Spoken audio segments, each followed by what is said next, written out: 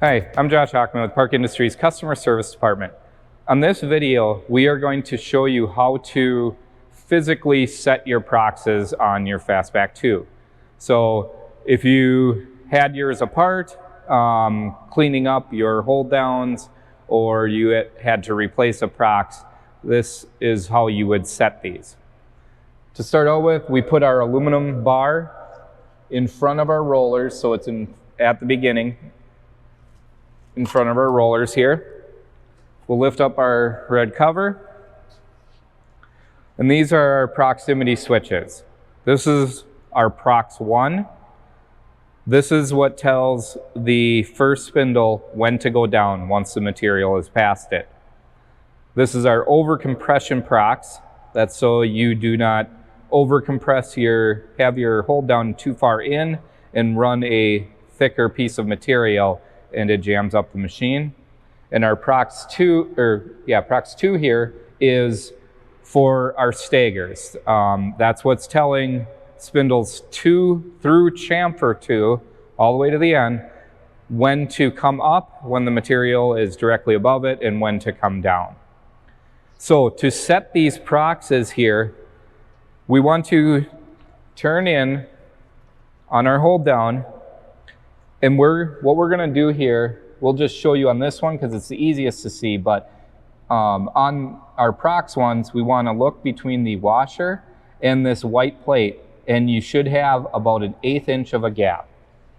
So once you have an 1/8 inch of a gap, you'll see ours turned on here.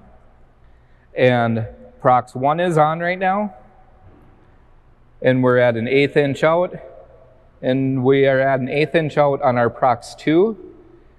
But our Prox 2 is not on yet. So what we're going to do is just look at our handle, and our Prox 2 should turn on within 1/4 of a turn of this handle. So we're going to slowly just turn it, and already that proximity switch came on. So if those are not coming on at the correct time, you want to watch your 1/8 inch gap, and if they're coming on where I have to turn this a full another turn, you're going to want to adjust your proximity sensors.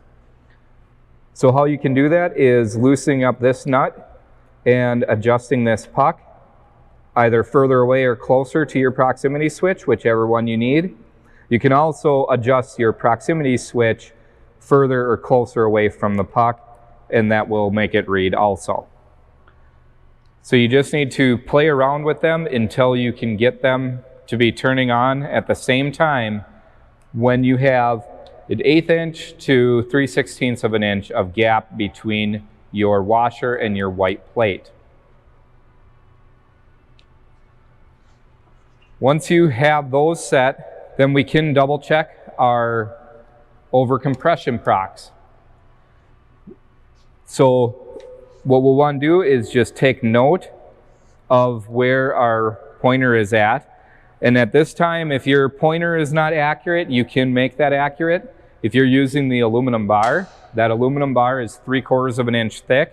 So we can set our pointer to 3/4 of an inch so that we just have to measure our material, and we would set our hold down assembly to whatever the material measures at. And that will automatically compress that then. Once we have that, we can check our overcompression Prox, and what I'm going to do is just start turning. I'm at 3/4 of an inch now, and start turning this in tightening that up until that overcompression Prox comes on. Mine is set, so I'm just going to go until it comes on and double check this. And here we're at 5/8 of an inch here. So an 1/8 inch pass.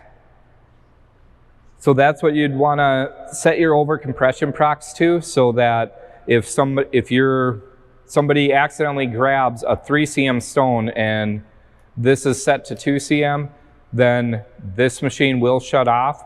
So because the overcompression Prox will be triggered, and that will then shut it off so that they do not jam it up and that material gets jammed in there.